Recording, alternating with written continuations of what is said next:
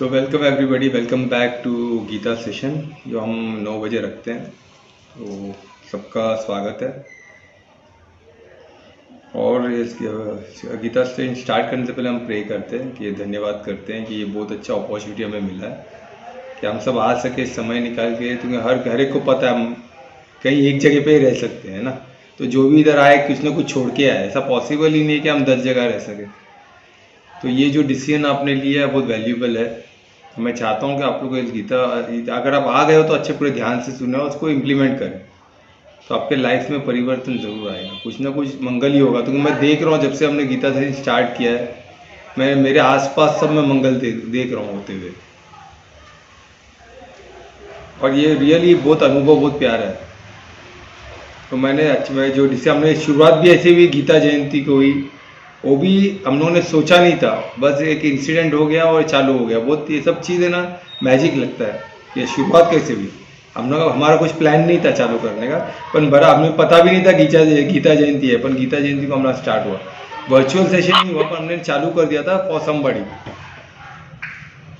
Normally 1-to-1 पे चालू किया था, कोई ले रहा था, मैं हेल्प कर रहा था। फिर ग्रेजुअली क्या हुआ, फिर वर्चुअल से 2 दिन बाद हुआ, पर गीता जयंती को हमारे साथ स्टार्ट हुआ है। तो जस्ट इमेजिन क्या किस्म का एक मैजिक हो रहा है, क्या किस्म का एक, कैसे बोलते हैं ना, एक सुपर पावर कैसे इसको चला रहा है। तो ये सब वंडरफुल है। और जब से गीता जयंती चालू, मैं देख रहा हूँ आसपास कुछ ना कुछ परिवर्तन दिख रहा है मुझे, कुछ ना कुछ अच्छा दिख रहा है, पॉजिटिव दिख रहा है हर जगह।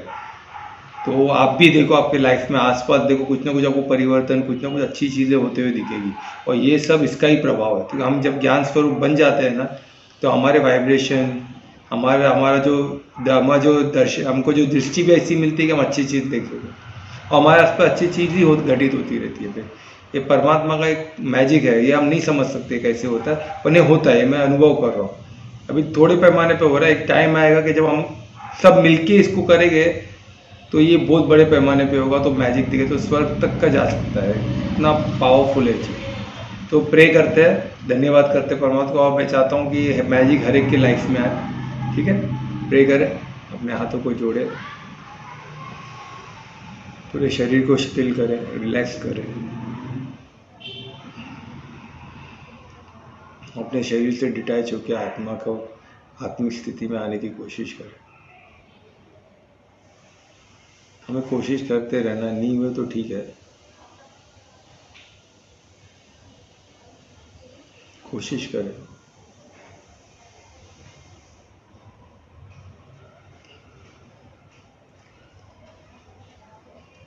एक बहुत ही अनोखी शांति का अनुभव होगा, डिवाइन शांति, डिवाइन पीस का अनुभव, उसमें बने रहें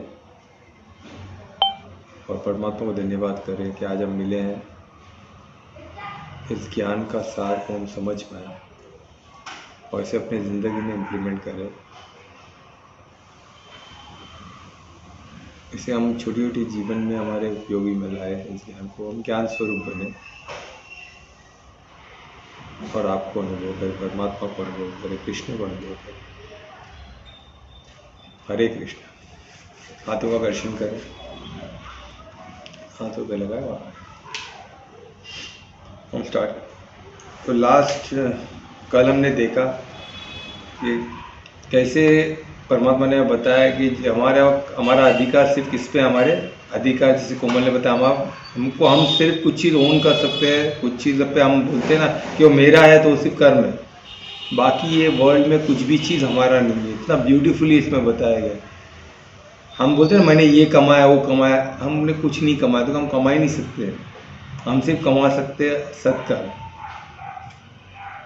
या बुरे कर्म जो हमारे अकाउंट में चढ़ता है, जो कर्मिक अकाउंट है। वो कर्मिक अकाउंट क्या है, लॉ है। अब बोले वो तो दिखता नहीं है नहीं है, किसको पता। तो वैसे ग्रेविटी भी तो नहीं दिखता, भूमि आकर्षण दिखता है क्या हमें किसे, पर हमको पता है ना, तभी तो हम जमीन में चिपके हुए, नहीं तो हम उड़ते थे ना आसमान में। आज हम सीढ़ी का क्यों वापर करते हैं नीचे उतरने के लिए, डायरेक्ट खिड़की से क्यों नहीं कूदते, तो मालूम है भूमि आकर्षण है, हम गिरेंगे, हमें चोट लग सकती है, तो हम सीढ़ी का उपयोग करते हैं, लिफ्ट का उपयोग करते हैं, संभाल के कुछ चीज़ को हाथ से पकड़ के रखते हैं, छोड़ते नहीं है। क्यों, तो मालूम गिर जाएगा। मोबाइल क्यों पकड़ के रखते हैं, तुम्हें मालूम भूमि आकर्षण कंटिन्यूस काम कर रहा है। हम भूमि आकर्षण के अंदर है और वो 24 घंटे 1 मिनट का 1 सेकंड का भी रेस्ट नहीं हो सकता। वो एक लॉ है। उसी तरह इलेक्ट्रिसिटी बिजली हमको दिखती है क्या? पर बिजली को तार को टच करो तो शॉक लगता है ना। तो वो भी एक किस्म का लॉ है जो हम देख नहीं सकते, पर बिजली क्या वो हम तुरंत महसूस कर सकते हैं। टच करो तो शॉक लगता है। पर भूमि आकर्षण हम चलते हैं तो हमको एहसास होता है कि कोई कुछ खींच रहा है, तो कुछ हमको पकड़ के रखा है, कुछ चीज़ हम छोड़ते हो तो गिरता है नीचे। तो ये सब चीज़ हम तुरंत, पर ये और सूक्ष्म है। जैसे लॉ ऑफ अट्रैक्शन बोलते हैं ना, वो भी सूक्ष्म है। जैसे हम कुछ जो चीज़ हम चाहते हैं, जो चीज़ को हम हमेशा सोचते हैं, वो चीज़ हमारी तरफ आती है। ये बहुत लोगों ने अनुभव भी किया है, तो वो लॉ ऑफ अट्रैक्शन है। तो उसी तरह लॉ ऑफ कर्मा भी है, कार्मिक लॉ भी है।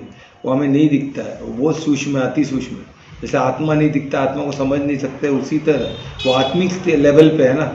जो भी सिर्फ आत्मिक लेवल पे आत्मा के साथ चलती है लॉ, वो आत्मा के जैसी सूक्ष्म होगी, वो कहाँ दिखेगी हमें? और उसका विस्तार बहुत बड़ा है। हम उसके अंदर है, हम उसके बाहर नहीं है कि वो कभी कभी आता जाता है। ऐसा नहीं पुलिस जैसे आता जाता है तो ये भी आता जाता रहेगा, ऐसा नहीं है। हम उसके अंदर है। आप समझो ये चीज़ को, बहुत इंपॉर्टेंट है कि हम किसी चीज़ के अंदर है तो उससे कैसे बच सकते हैं। मछली पानी से बच सकती है क्या? मछली पानी के अंदर रहती है ना, उससे बच सकती है तो बता दो मेरे को। हर जगह पानी है, पानी के अंदर मछली है, तो पानी से नहीं बच सको। बोली पानी से मेरा क्या नाता है, पानी को तो मैं महसूस नहीं करती हूँ। अरे पानी के अंदर ही तो तू है, पानी से बाहर निकल तो जीवन खत्म हो जाएगा मछली का। तो उसी तरह लॉ के अंदर लॉ सब है बोल के हम जीवित है। हमारा जो भी फंक्शन होता है बॉडी का जिसका, तो बिकॉज ऑफ दैट लॉ आत्मा है, क्योंकि वो लॉ है। अब वो सब लॉ हटा दो तो आत्मा रहेगी नहीं, सब परमात्मा ही हो जाएगा। फिर आत्मा, वो छोटा इंडिविजुअल आत्मा हम जैसे रह ही नहीं सकते। परमात्मा ने सब लॉ बना है, उसमें गवर्न है, तो आत्मा एग्जिस्ट करती है, जो इंडिविजुअल है, जिसका विस्तार शरीर तक है। हम आत्मा के ही अंश है ना। वो अंश कैसे हुए? तो हमको ये सब लॉ गवर्न करती है, कार्मिक लॉ सब, तभी तो हम इंडिपेंडेंटली फंक्शन कर सकते हैं। तो हम फंक्शन ही नहीं कर सकते। तो हमको समझना, वो हिसाब से हमको जीना है। तो ये चीज़ समझ, तो यही चीज़ इतना ब्यूटीफुली बताया कि हमारा अधिकार या हमारा जो ओनरशिप है, हमारा बच्चा नहीं है, हमारे कोई रिश्ते नहीं है, हमारा जो भी ओनरशिप, हमारा कर्म, हम कैसे डील करते हैं हमारे बच्चों से, हमने क्या कर्म किया अपने बच्चों से साथ, क्या क्या हमने एक्टिविटी किया, हमने कर्म करते हम, क्या उद्देश्य था हमारा बच्चे के साथ बात करते समय। बच्चे के साथ मैंने कुछ भी इनको मारा तो क्या उद्देश्य से मारा, वो सब ऊपर चलने वाला, वो सब आपकी कमाई है। मैंने बेटी से कैसे बात किया, मैंने अपने दोस्त से कैसे बात किया, उससे कैसे व्यवहार किया, वो तब मेरा उद्देश्य क्या था, तब मेरे भाव क्या थे, वो कर्म में चलेगा। जब मैंने किसी के व्यापार के साथ बिजनेस किया, तब मेरा भाव क्या था, मेरा उद्देश्य क्या था बिजनेस का, वो चलेगा। पढ़ाई करते टाइम में मेरा पढ़ाई के पीछे का उद्देश्य क्या है, पैसा कमाना है तो आप करे काम से, और दुष्कर्म हो गया। पर वो पढ़ाई के पीछे आपका उद्देश्य कुछ एकदम धार्मिकता पर आपका भाव परमार्थी था, तो बहुत अच्छा परिवार्थी रहेगा। या आपका परोपकार, आज परिवार्थी तो बहुत कॉमन, सब बोलते परिवार्थी होना, परिवार के लिए सब सोचना बहुत अच्छी बात है। और आज सब वही सोच रहे हैं, क्योंकि वो अच्छी, वो उसको धर्म मानते हैं। अरे परिवार के लिए सोचना अच्छी बात है, पर परिवार्थी होना अच्छी बात नहीं है। एक समझो, परिवार के लिए सोचना और उसके लिए अच्छा उद्देश्य रखना ये अच्छी बात है, पर परिवार्थी बन के रह जाना, ये दो चीज़ में फ़र्क है ना। मैं परिवार्थी हूँ, ये कहाँ का अक्लमंदी है। आप रह रहे हो पूरे ब्रह्मांड के एक अंश में, ब्रह्मांड के एक अंश हो, और सिर्फ आपको सिर्फ परिवार, क्यों परिवार, तो मैंने उनको मेरे से जुड़े हुए, इसलिए मैं उनको अच्छे, क्योंकि मैं हूँ और मेरा है। तो आपका पूरा उद्देश्य ही गलत है। आप स्वार्थी के बाद परवार्थी, आप दो ही चीज़ में अटके हुए, तो ये गलत ही है ना। मैं ये नहीं बोलता हूँ आपको परिवार के बारे में नहीं सोचना, आपने कहा परोपकारती नहीं हो रहा, औरों के बारे में नहीं सोचना है, अपने कम्युनिटी, अपने देश के बारे सब सोचना है, पर आपको क्या उद्देश्य आपका क्लियर रखना है, आपको परमार्थी बन के सोचना है। आज परमार्थ भी तो सब कुछ कर रहे हैं, सबके लिए मंगल कर रहे हैं ना, वो भी वहाँ बैठ के। वो तो ही ना, अपने एक एक के साथ अटैच हो जाते हैं कि मेरा बेटा है, मैं इसके साथ ही रहूँगा, उसके तो उसी तरह आपको ये करना है। आप भी परिवार के बारे में सोचो, क्योंकि आपकी रिस्पॉन्सिबिलिटी, आपका बच्चा है तो 18 साल का, आपकी आपके माता पिता आपकी रिस्पॉन्सिबिलिटी, आप परमार्थी बन के उनके बारे में सोचोगे। वो गलत करेंगे तो आप उनको टोकोगे, उनसे आप अगर नहीं सुनते तो उनको आपको रास्ता, आप ज्ञान स्वरूप बन के ही रहोगे। ये नहीं कि वो गलती कर रहा तो मेरा बेटा गलती करे तो सच चले, दूसरे का बेटा गलती हो तो माँ पापी। ऐसा नहीं होता है। आप परमार्थी रहोगे तो आप सब बच्चे को एक जैसे करोगे, आपके बेटे को भी आप डांटोगे, दूसरे के बेटे को, दूसरे के भाई को भी डांटो, आपके भाई को भी डांटोगे। आपके माता पिता का भी गलती हो तो उनको बताओगे कि आप ये काम किए गलत है। आपकी बेटी हो, कोई भी हो, किसी और की बेटी हो, सबके नज़र आपका एक ही होगा, क्योंकि आप परमार्थी हो। ये ऐसा नहीं हो सकता है कि आपकी बेटी ने किया तो सही, दूसरे की बेटी ने किया तो गलत, आपके पत्नी ने किया तो सही, दूसरे के पत्नी ने किया तो गलत। ऐसा नहीं होता है, ये याद रखो। इधर आपका गड़बड़ हो जाएगा क्योंकि आपको परिवार्थी हो, तो इधर आपका दुष्कर्म हो जाएगा। और कभी कभी तो क्या होता है, आप कर्म करते ही नहीं हो, क्योंकि मेरा बेटा तुम्हें चुप रहो, देख देख के भी नहीं दिखने ऐसा करते तो और भारी पड़ जाता है, क्योंकि वो सिन ही हो गया फिर तो, क्योंकि आपने अकर्म किया ही नहीं, कुछ उसके अगेंस्ट कुछ किया ही नहीं, आप चुपचाप देख के भी नहीं देखा बोल के चले गए। आपका काम था उनको रोकाना, उसको ज्ञान देना, उसको दिशा दिखाना, आपने नहीं किया तो वो तो बहुत बड़ा अकर्म, वो तो सीधा पाप ही हो गया। तो उससे किधर बचोगे आप? तो हमको ये सोचना हम ऐसी चीज़ से बच नहीं सकते, इसका सतत याद रखो, हम उसके अंदर है, कार्मिक लॉ के अंदर है, वो लॉ सूक्ष्म है क्योंकि आत्मा से रिलेटेड है, वो आत्मा के आवरण पे चढ़ता है, आत्मा से वो कैरी होता है एक जन्म से एक जन्म। आप ये बॉडी छोड़ दिए, दूसरे बॉडी में पहुंचते हम, तो उसका मतलब ये थोड़ी ना है कि वो कार्मिक अकाउंट चलता, हम जन्म जन्म का उसमें आया, इसमें आएगा भी। इतना ब्यूटीफुली उसको समझाया गया, उसमें डर नहीं है कि हम इतने साल से, इतने जन्म जन्म से कैरी कर रहे हैं तो हम डर जाए। डर है उसको हम आराम से उसको फेंट सकते, उसको निकाल सकते, कैसे वो भी रास्ता दिखाए गीता। तो गीता ज्ञान इतना महत्व है, तो इसको हम पढ़ रहे, ये हमारा भाग्य है कि हम इसको समझ रहे हैं, इसको जीवन में उतारने को, ये हम भाग्यवान इसलिए कर पा रहे हैं। कितने लोग के तो नसीब में ही नहीं है, उनको मौका ही नहीं मिलता। अभी भी देखो कितने कम लोग आए, और बाकी किधर भी गीता वो जो भाग्यवान लोग ही पहुंचते हो सब जगह, क्योंकि अमृत उनको ही मिलता है ना, भाग्य सबको तो ही ना अमृत मिलता है। तो ये चीज़ समझना है आपको। तो हम अभी वो सब करते हुए देन उसमें क्या पता है, इतना ब्यूटीफुल कर्म पे हमारा अधिकार है, वो बताते हुए छोटी छोटी चीज़ें जो ज्ञान की बातें हमको बताएगी कि कैसे हम इससे किस तरह हम अपने कर्म पे ध्यान दे सकते हैं, है ना। तो इसलिए 52 में बहुत अच्छी चीज़ को एक्सपेक्ट किए। हम 50 पे थे ना, राइट, 50 पे हम स्टार्ट करते। तो 50 में उन्होंने बताया कि जैसे हमें ना, अभी जैसे हम जन्मार्थ तक का 50 में वही बताया गया कि जैसे हम बोलते हैं ना, अभी कर्म क्या है, कर्म कार्मिक अकाउंट है आत्मा से, तो आत्मा से क्या है, हम आत्मा में तो अनंत से है, तो अनंत से हमारा सब अकाउंट चल रहा है। तो अकाउंट क्या होता है, अब अनंत से चल रहा है, तो आत्मा से रिलेटेड है, वो जीरो नहीं होता। वो जीरो कब होगा, जब हम उस पर मेहनत करेंगे। और कैसे करना है वो इसमें दिया। तो जो भी इसमें अकाउंट में चलता है कि जो सत्कर्म हो या अच्छा हो बुरा हो, वो जो भी है वो हमारे साथ चलते रहता है, अकाउंट में रहता है। अब उससे कैसे बचा जाए, तो उसमें एक ही तरीका है जो, और ये कैसे आते हैं, हम जो कर्म करते तो रिएक्शन में आते हैं हमारे, यानी मैंने कुछ बुरा कर्म किया तो रिएक्शन में हमारे को उसका फल जो हम करेंगे वो रिटर्न बॉल आएगा ना। मैं अगर किसी को पत्थर फेंका तो वहाँ से भी कुछ आएगा, ऐसा हो नहीं सकता है कि हर एक्शन का ऑपोजिट एंड इक्वल रिएक्शन रहता ही है। तो वैसे ही रिएक्शन जो भी हम करते हैं उसके हमको वो बदले में वही मिलता है। अब बुरा करो तो बुरा ही आएगा आपकी तरफ, अब अच्छा करोगे तो अच्छा आएगा। तो ये चीज़ आपको समझना है। तो वही चीज़ रिएक्शन हमारे अकाउंट में जमा है, तो इस रिएक्शन से हम कैसे बचें, तो इसके बचने का एक ही तरीका है, ज्ञान से। क्योंकि अब कितने लोग इग्नोरेंट रहते हैं, उनको पता ही नहीं तो और वो चढ़ाते रहते हैं अकाउंट, क्योंकि उनको पता ही नहीं है ना। अभी जैसे किसको लग रहा है परिवार की होना अच्छा है, तो मैं मेरे बच्चे के बारे में ही सोचूंगा, मेरी बीवी के, मैं मेरे परिवार के बारे में ही सोचूंगा, बस मेरा परिवार मेरा जीवन है, उसके यही मेरी दुनिया है, इसके बारे में सोचूंगा। वो गलत करे बुरा करे कुछ भी मैं परिवार के लिए कर रहा हूँ तो सब अच्छा है, ऐसा नहीं होता। वही आपको, वो इग्नोरेंट है। इसमें किधर भी लिखा है क्या परिवार को आप करो तो सब माफ है, किधर भी नहीं लिखा है। तो जो ऐसा बोल रहे हैं ना, उन्होंने कभी गीता पढ़ा ही नहीं है ना, समझने की कोशिश की। इधर किधर भी लिखा है कैसा, किधर भी नहीं लिखा है। तो ये कहाँ से इनको ज्ञान मिल जाता है, समझ में नहीं आता। किधर भी ऐसा नहीं है कि खुद का बच्चा जो करे सब माफ। अभी इधर तो एग्जाम्पल है, और धृतराष्ट्र का बहुत बड़ा एग्जाम्पल है, उसने 100 बच्चे गवा दिए। क्यों गवाए, उनके मोह में था। वो जो करे माफ, मेरे बेटे उनको माफ, क्या करे वो नहीं सुनता है, पर उसको अधिकार है सबका, बस ऐसे ही कि मेरे बेटे, मैं राजा हूँ तो मेरे बच्चों को सब माफ कर दो, कोई उसको कंप्लेंट मत करो भाई।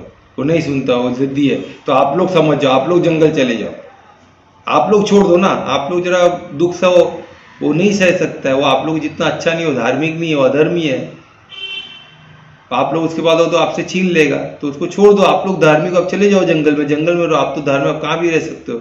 ऐसा थोड़ी ना होता है, वही धृतराष्ट्र कर रहा ना।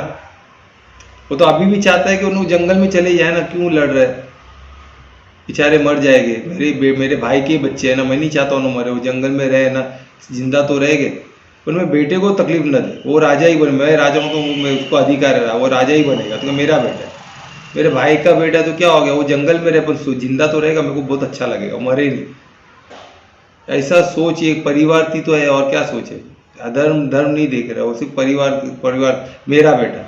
तो उसके 100 बेटे चले गए, क्यों? क्योंकि वो जिद पे था। जब महाभारत, जब युद्ध का फाइनल आया तभी भी वो नहीं सुधरा। जब युद्ध की स्थिति आ गई, इनएविटेबल हो गया युद्ध कि किसी एक का जब धर्म में उसको मालूम है कृष्ण वो साइड है, फिर भी उनके नहीं समझ में आ रहा। ऐसे कभी कभी जब मोह का पट्टी चढ़ता है ना, कुछ नहीं दिखता है सामने, स्वयं परमात्मा भी आ जाए किसी को निमित्त बन के, तो भी नहीं सूझेगा, क्योंकि उसको वो इंसान ही दिख रहा है ना। इंसान के शरीर से तो ऑपरेट करेगा ना, परमात्मा को तो ही ना साक्षात वो शरीर ले ही नहीं सकते तुमको, वो तो पूरे ब्रह्मांड में उनका विस्तार रूप है, ब्रह्मांड ही वो खुद है, उनका विस्तार बहुत बड़ा है। वो तो ही ना एक छोटे आपके लिए तो ही ना आके आपके समक्ष, इतने छोटे तो सबको छोड़ देंगे, इतने बन जाएंगे तो बाकी सब कौन संभालेगा। पूरा ब्रह्मांड को संचालित करते तो उनको उतना विस्तार रखना ही पड़ता, आपके विस्तार आपके जितना नहीं हो सकते, तो किसी को निमित्त बनाते, किसी को निमित्त बनाते। आपको समझ जाना चाहिए परमात्मा ही निमित्त बोल के मुझे गाइड कर रहे, मुझे ज्ञान दे रहे, ये समझ के फिर आप उनको समझ जाना। जो नहीं समझे उनका कुछ नहीं हो सकता। और धृतराष्ट्र जैसा हाल है, अपने सामने नज़र के सामने एक बच्चों को मरते हुए देखा, कुछ फिर भी नहीं हिला, तभी भी आधे में आ जाता, रोक देता तो कुछ बच्चे उसके बच जाए, इसलिए दुर्योधन तब बच जाए, पर नहीं, वो लास्ट तक वो रोते गया, अपन मोह में ही था, रोते गया, कोसते गया दुनिया को, ये छल हो गया, ये छलिया है, किसी सब छल करके मैं बच्चों को मार दिया। अरे खुद अधर्मी है बच्चे, इसलिए तो धर्म में धर्म अधर्म की लड़ाई हो रही है। तो अधर्म को अधर्म अगर हरेगा तो उसमें मरेंगे आपके बच्चे, अधर्म के साइड पे खड़े तो मरेंगे ही ना। अगर अधर्म जीतता है तो धार्मिक लोग मरेंगे, धर्म जीता तो अधर्मी लोग मरना ही है, वो तो सवाल नहीं पैदा होता। कोई एक जीतेगा, अधर्म जीतेगा धर्म लोग जय मरेंगे, अधर्म जीतेगा तो अधर्म लोग मरेंगे, दोनों साथ में नहीं चलेंगे। लड़ाई है, निर्णायक लड़ाई, और ये हमेशा कभी ना कभी होता है निर्णायक, जब डिसीजन होते हैं, जब कुछ चीज़ इनएविटेबल होता है तो ये वॉर महाभारत होता ही है। और तभी आपको एक साइड लेना ही पड़ेगा, आप ये नहीं बोल सकते आप बीच में लगे मैं देखूंगा, ऐसा नहीं होता है, आपको किधर ना किधर रहना ही पड़ेगा। तो हमको उसके लिए तैयारी करनी है, हमको पहले नॉलेज तो ज्ञान तो हो जाए, धर्म क्या अधर्म क्या, बस इसी यही गीता, वो गीता ज्ञान ही आपको बचा सकता है, यही इसमें बता, ज्ञान बचा सकता है। ज्ञान कहाँ से मिलेगा? वेद पुराण महाभारत रामायण जो हमारे ग्रंथ है, हमारे जो उसी में, तो गीता सबसे सरल है।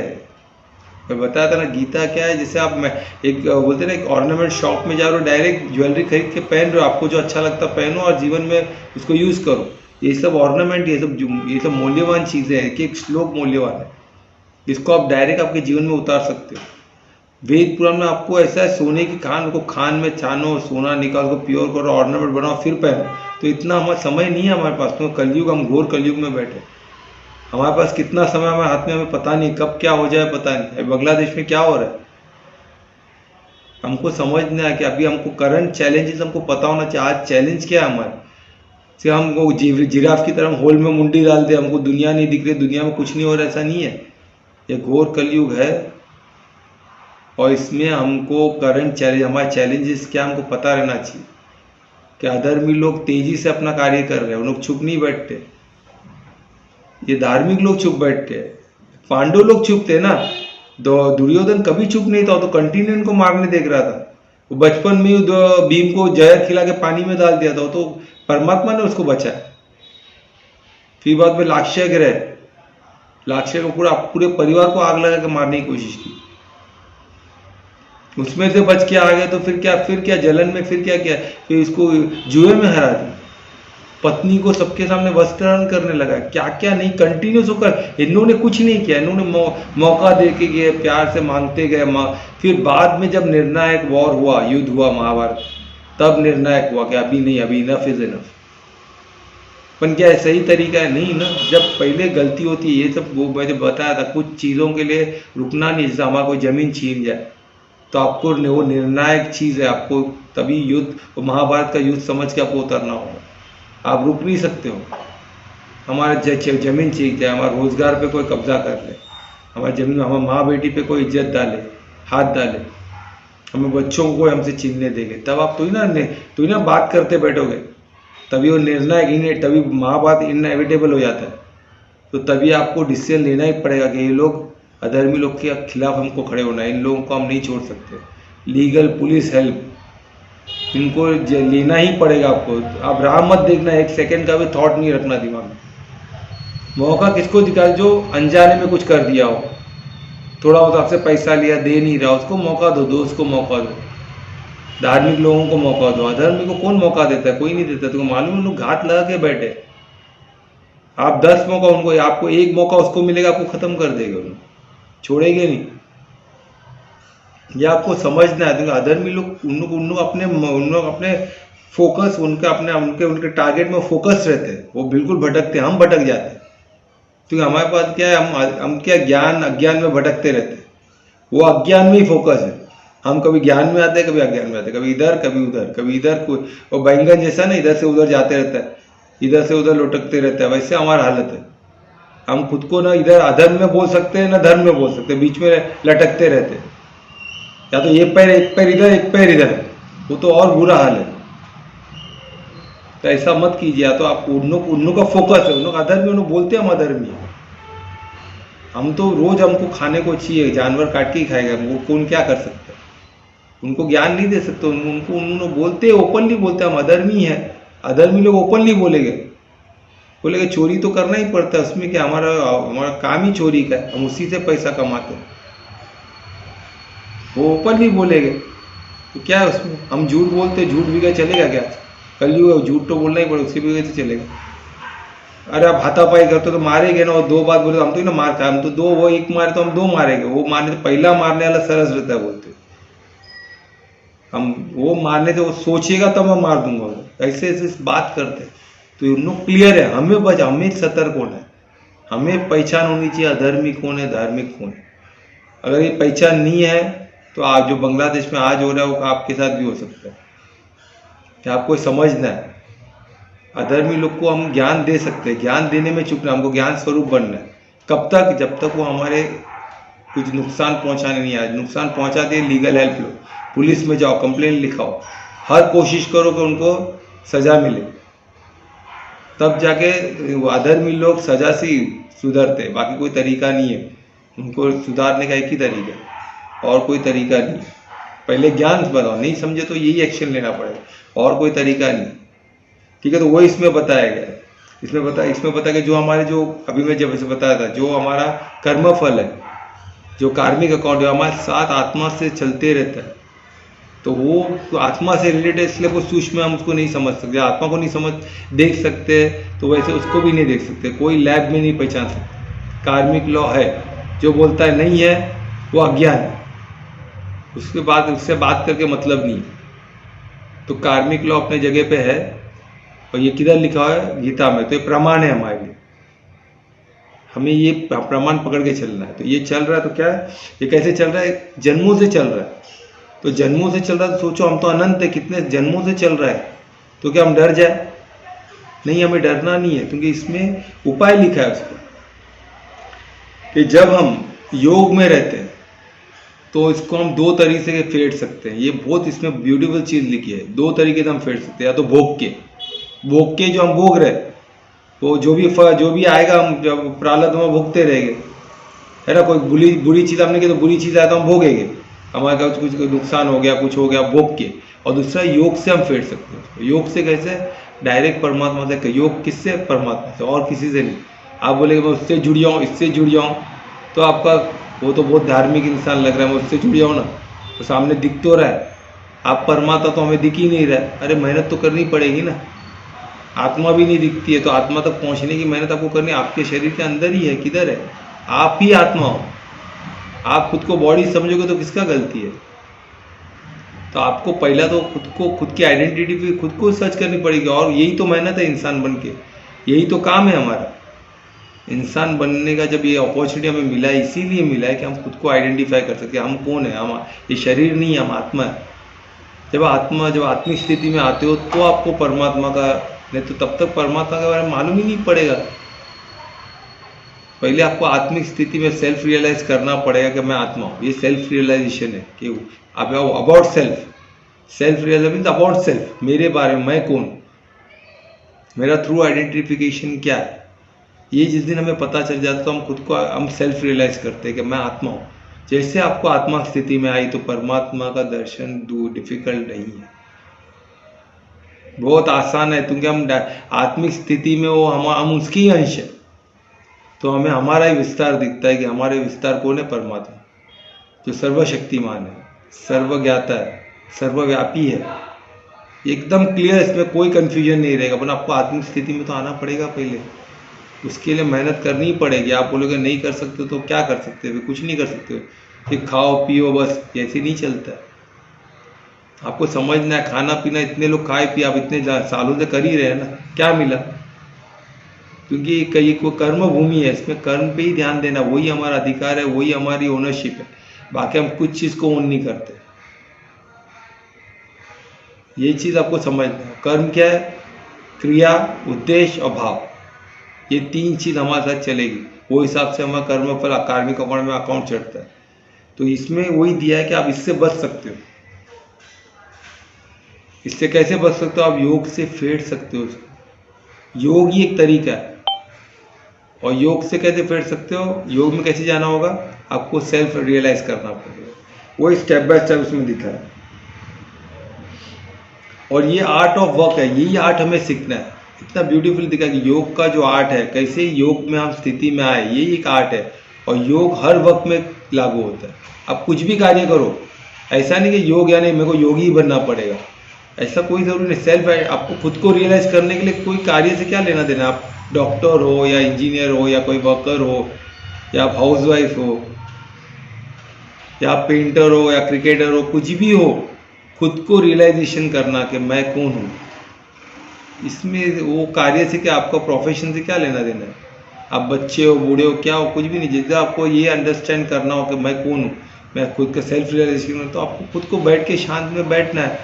एक एक को देखना, मैं बॉडी हूँ क्या, हमारे बॉडी हूँ तो मैं ब्लड में किसी को देता हूँ तो मैं उसमें तो नहीं चले जाता हूँ। सिंपल है। अगर मैं बॉडी हूँ तो ब्लड मैंने किसी को दिया, उसके अंदर मैं चला गया क्या?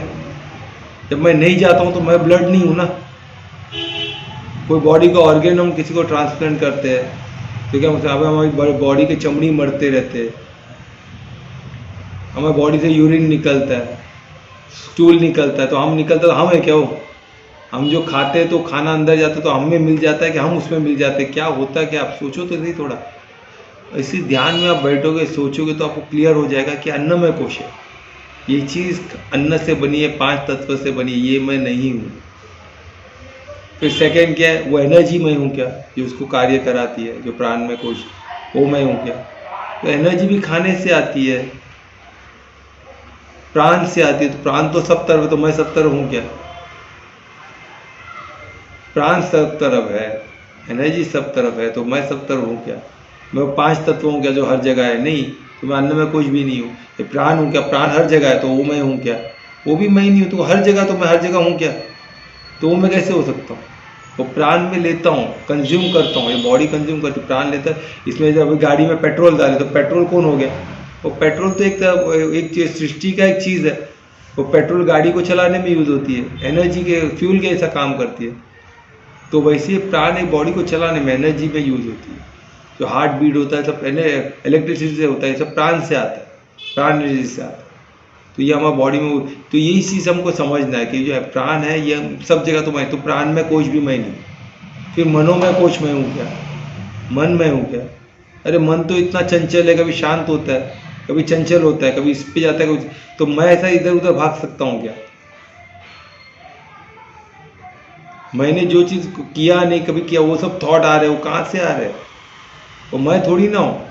तो मुझे पता होना चाहिए ना कहाँ से मन ऐसा क्यों बोल रहा है, कहाँ से वो सब इन्फॉर्म। अगर मैं वो हूँ तो मुझे पूरा पता होना चाहिए ना कि भाई ये अचानक मैं ऐसा हो रहा हूँ, मैं नर्वस हो रहा हूँ, तो क्यों हो रहा हूँ? मैं मन हूँ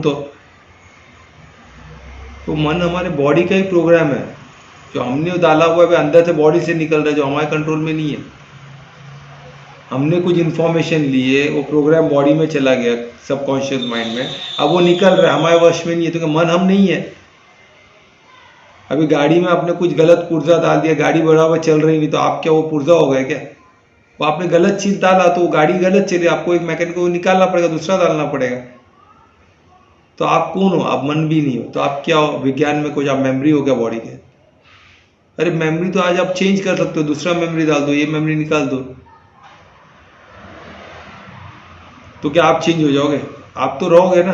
अभी नई नई मेमोरी आते रहती है, वो आपका आप एक ही चीज़ करते रहोगे, तो आप ड्राइविंग सीख जाओ, तो ड्राइविंग की मेमोरी आपके बॉडी में गई, तो आपका ड्राइविंग की मेमोरी हो गई। वो तो आपने सीखा, अपने बॉडी में, बॉडी को ट्रेन किया, मेमोरी बन गई, अंदर एक मसल मेमोरी तक चले गई, तो क्या आप क्या मेमोरी हो? क्या नहीं हो ना आप। यही चीज़ आपको समझना है कि हम मेमोरी भी, तो हम क्या है? आनंद में कोश, हम आत्मा है। अब इधर आके आप रखो, हाँ ये मैं नहीं तो शरीर खत्म, मैं इसका चालक हूँ, और मैं आत्मा हूँ, तो मैं किसका अंश हूँ? परमात्मा हूँ। तो वो जैसे विस्तार को संभाल रहा है, मैं शरीर के विस्तार को संभाल रहा हूँ। मैं नहीं तो शरीर नहीं, मेरे से शरीर चलती है, तो मैं इसका चालक हूँ, मैं इसका क्रिएटर हूँ। तो ये आपको समझना है। और कैसे क्रिएट करते हैं हम? भाई हमारा चॉइस से, हम क्या करना चाहते हैं, किस तरह करना चाहते हैं, इससे हमारा शरीर चलता है। और हमारा हाथ में कुछ नहीं है, बाकी सब ऑटोमेटिक चलता है। बॉडी खाना पचता है, सब पचता है, आप तो ही ना, आपका उसमें कोई इंटरफेरेंस नहीं, आपका सिर्फ आपके कर्म पे ध्यान। आप शांति से सोचो, जब बॉडी में हो तो आप क्या करते हो? आप क्या खाना पचाते हो? नहीं। आप क्या श्वास लेते हो, ऑक्सीजन को आप सेल तक पहुंचाते हो? नहीं। तो आप क्या कर रहे हो? आप सिर्फ कर्म कर रहे हो, उसमें आपका हक है। आप सिर्फ कर्म में चॉइस करते हो, आप विवेक से जो चॉइस लेते हो कि मैं अधर्म करूं कि धर्म करूं, ये कार्य करूं कि नहीं करूं, इसका नफा नुकसान देखते हो। आप सिर्फ नफा नुकसान देखते हो, इसलिए वो आपका लॉस हो रहा है, आपका दुष्कर्म में जा रहा है। जब आप धर्म अधर्म देख के कार्य करोगे, तब आपका सत्कर्म बन जाएगा। वो आप देन आप हर चीज से फेर दोगे, हर चीज को, तो आप आत्मिक स्थिति में आ गए। आत्मिक स्थिति में विवेक एकदम तेज चलता है, आप धर्म अधर्म स्पष्ट देख सकते हो, क्योंकि परमात्मा को आप समर्पित हो। परमात्मा को सब पता है, उससे कुछ छुपा हुआ नहीं है, क्योंकि सर्वज्ञाता है, सर्वव्यापी है और सर्वशक्तिमान, उनको सब पता है। तो जब उस लेवल पे आप काम करोगे, तो आपको पता चलेगा, मैजिक होना चालू हो जाएगा। तो आप क्या होगे? सडनली आप परमात्मा से कनेक्ट होगे। फिर आप उनसे कौन आपको पाप देगा? कौन आपको सजा देगा? सब फिर गया, क्योंकि सब परमात्मा के अधीन है। कार्मिक लॉ भी परमात्मा के अधीन है। जब परमात्मा स्वयं कार्य कर रहे आपसे, तो बड़े बड़े कुछ भी उनका नहीं, कुछ छोटे से टल जाए, कुछ नहीं होने वाला, सब फेड हो गया। ये शक्ति आपको मिलती है। तो यही आज के 50 में लिखा है कि जब योग बल से आप सब चीज कर सकते हो, आपको योग में आना पड़ेगा। कैसे आना पड़ेगा? आपको सेल्फ रियलाइज करना पड़ेगा, फिर आप डिवाइन कॉन्शियस परमात्मा से कनेक्ट हो जाओगे। सेल्फ रियलाइज होने के बाद योग से आप परमात्मा कर, फिर सब योग बल से आप सब कार्य कर सकते, सब फेर दोगे।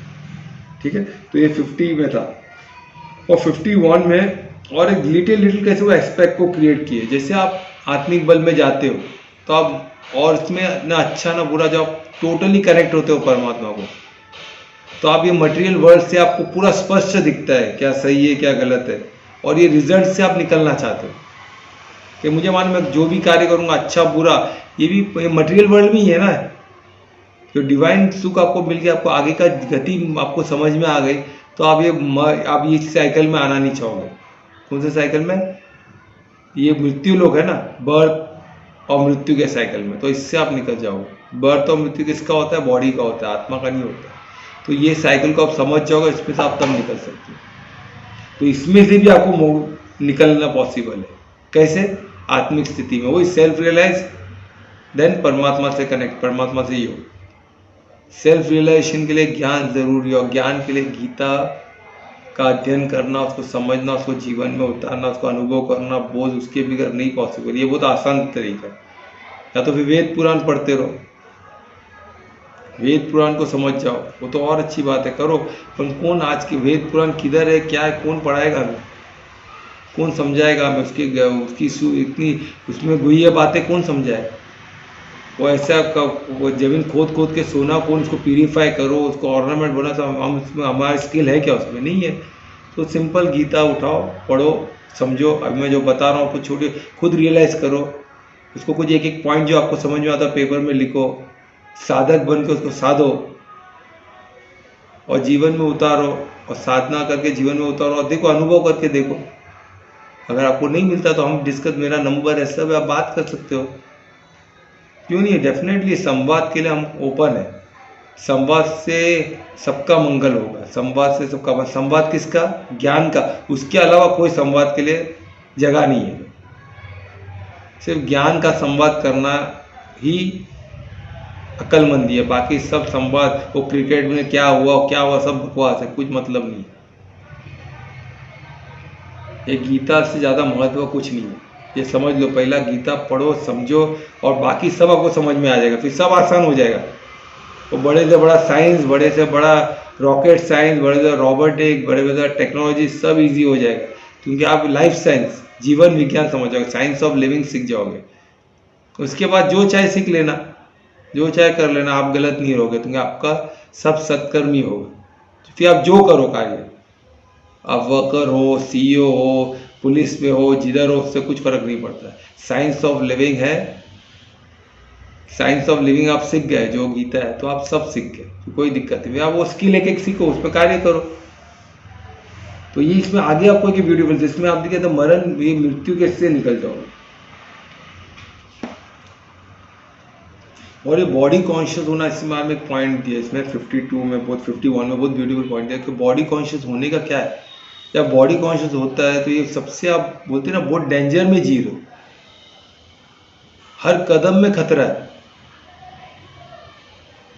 तो क्या बॉडी कॉन्शियस में आपको ज्ञान नहीं है, आप इग्नोरेंट हो, तो सोचो ना, अज्ञानी के लिए खतरा कितना, उसको नहीं समझ में आता है ना। वो धोखा लगता है, उसको मार लगता है, वो बोलता हो गया अभी क्या, वो उसको मारेगा, फिर वो और अपना दुष्कर्म जमा करते रहता है, और बुरा हाल होते रहता है उसका, यानी उनको पता ही नहीं हो क्या कर। हमको तो ऐसे लोगों को तरस आना चाहिए। तो इसलिए जिधर जितना हो सके उतने लोग को गीता बांटो, गीता ज्ञान बांटो, बहुत ज़रूरी है, वो पुण्य काम है। आप ज्ञान स्वरूप बनो, ज्ञान बांटो, जो भी समझ सके उनको समझाओ। कितने लोग हैं जिनको समझना है, अपन बेचारों के पास, उनको कोई पहुंच नहीं पाता उनके पास, एटलीस्ट उन तक तो पहुंचे हम। जो नहीं समझना उनको छोड़ो, वो उनका कर्म ही उनको खत्म कर देगा। पर हमें तो जो अच्छे लोग उनको तो बचाना है ना, उनको तो वो नहीं करता खत्म हो जाए इनके साथ, है ना। ये बहुत इंपॉर्टेंट है। तो आपको इसमें ये दिया कि हर कदम में खतरा है। ऐसा जीवन क्या फायदा है कि कदम में खतरा है, ऐसा जी के क्या, ऐसा 24 घंटा टेंशन में, एक एक कदम फूक फूक के रखना है क्या है। तो वो बॉडी कॉन्शियस में हो, जब आत्मिक स्थिति में आते, योग में आते, आपको स्पष्ट दिखता है, आपको आपका रास्ता दिख गया, उस पर चलते जाओ, खत्म हो गई बात, कोई खतरा नहीं। आपके साथ कौन है? धर्मराज है। आप धर्म पे चलोगे, आपके साथ धर्मराज है, धर्म आपकी रक्षा करेगा। मैं धर्मराज आपके, धर्मराज कौन है? स्वयं एकम सशिव परम पिता परमात्मा, और ये उनका ही ज्ञान है। तो आपको समझना है, तो कृष्ण मुख है, कृष्ण स्वयं भगवान वाचे, तो ये आपको समझना है, चीज़ का प्रमाण, एक प्रमाण बोल के लेना है। इसमें आप कोई सेकेंड थॉट मत रखिए प्लीज़, और सेकेंड थॉट रख के सुनोगे तो आपको समझ में भी नहीं आएगा। सब चीज़ में आपको कुछ ना कुछ दिखेगा, क्योंकि अधर्मी लोग को आपको ज्ञान भी दे देंगे, कोई अधर्मी को पूछेगा तो नहीं समझ में आए। ये प्रमाण है, इसके ये प्रमाण समझ के भी बात करो, आप किसके हाथ में बात करो, आपको कुछ फर्क नहीं पड़ेगा। आपको दिख जाएगा अज्ञानी हो, नहीं समझने वाला, आप आपका ज्ञान समझ के हटो, आगे बढ़ो, उनको छोड़ दो उनके हाल पे। अगर आपको तकलीफ दो तो उनको रास्ते पे लाओ, पुलिस में जाओ, उनको छोड़ो, ऐसे ही छोड़ नहीं देना कि आपको घात करे। आपका नुकसान किए तो उनको पुलिस में डालो, उनका लीगल है, उनको बराबर लाइन पे लाना होगा, नहीं तो आपको उन्हें घात करते रहे। ये आपको समझना है। अधर्मी लोग पहले सुधार, नहीं सुधरे तो उनको छोड़ दो, फिर भी आपको तकलीफ दे रहे तो उनको पुलिस में या तो हम उनके लीगल एक्शन लेना पड़ेगा। ये छोड़ना नहीं है, ये याद रखना है, ठीक है। तो ये 51 तक हो गया। अभी 52 में, इसमें अभी एक स्टेप आगे, मैंने जैसे इसमें कैसे आप निकल सकते हो, जब आप बोलते हैं ना, जब माया का पूरा फॉरेस्ट, जब माया पूरा भरा हुआ है, अभी हम क्या देख रहे, कलयुग है, ये पूरा माया से है ना, एक जंगल है समझो, घना जंगल। और ये जंगल किसका? 9:45 हो गया। हाँ ध्रुवेश, 9:45 हो गया। 9:45 हो गया। ओके, तो हम इधर खत्म करते हैं फिर, ठीक है, फिर कल हम करेंगे, चलो वांदा नहीं। तो कुछ क्वेश्चन ले सकते हैं, कोई क्वेश्चन बता सकते हैं? किसी को कोई क्वेश्चन है?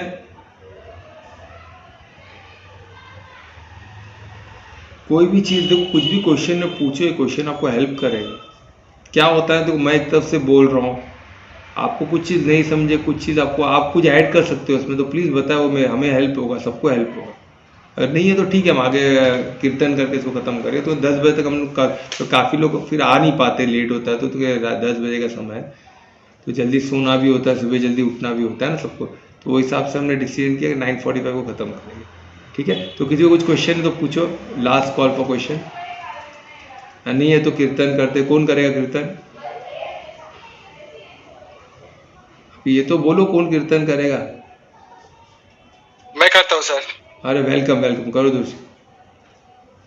अनिता कर रही हो तुम? हाँ कर करो लो ना। फिर तुम। मैं कर रही थी। अच्छा कर लो। मैं करूंगी कल्पना, आज। अनीता, अभी ध्रुवेश करे, अभी कल्पना बंद करो माइक। जब मैं पूछा तो तुम लोग किधर थे? ध्रुवेश करो। ओके।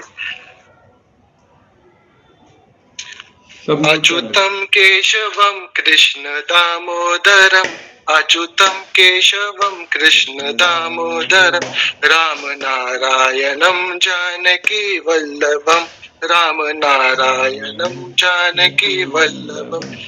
कौन कहता है भगवान आते नहीं, कौन कहता है भगवान आते नहीं, तुम मीरा के जैसे बुलाते नहीं, तुम मीरा के जैसे बुलाते नहीं। अच्युतम केशवम कृष्ण दामोदरम, राम नारायणम जानकी वल्लभम। कौन कहते हैं भगवान खाते नहीं, कौन कहते हैं भगवान खाते नहीं, बेर शबरी के जैसे खिलाते नहीं, बेर शबरी के जैसे खिलाते नहीं। अच्युतम केशवम कृष्ण दामोदरम, राम नारायणम जानकी वल्लभम। कौन कहते हैं भगवान सोते नहीं, कौन कहते हैं भगवान सोते नहीं, माँ यशोदा के जैसे सुलाते नहीं, माँ यशोदा के जैसे सुलाते नहीं। अच्युतम केशवम कृष्ण दामोदरम, राम नारायणम जानकी वल्लभम। कौन कहते हैं भगवान नाचते नहीं, कौन कहते हैं भगवान नाचते नहीं, गोपियों की तरह तुम नचाते नहीं, गोपियों के तरह तुम नचाते नहीं। अच्युतम केशवम कृष्ण दामोदरम, राम नारायणम जानकी वल्लभम। राधे राधे। राधे राधे। चलो राधे राधे। शुभ रात्रि। अच्छा सबका मंगल महामंत्र हो। बोलना है तो कंप्लीट होगा। चलो भाई, चलो वेरी गुड। ध्रुवेश बहुत अच्छा गाया। चलो all the Hare best, good Ram night. Hare Ram Ram Ram Ram Hare Hare Hare, Hare Krishna Hare Krishna Krishna Krishna Hare Hare, Hare Ram Ram Ram Hare Hare, Hare Krishna Krishna Krishna Hare Hare. चलो शुभ रात्रि। ध्रुवेश बहुत अच्छा गाया। और ये मंगल जो महा महामंत्र भी उन्होंने बोला बहुत अच्छा, तो महामंत्र भी हम लास्ट में बोलेंगे, ठीक है। चलो शुभ रात्रि, बाय बाय, सी यू अगले साल टुमारो, मिलेंगे। See you tomorrow, bye bye, take care, bye.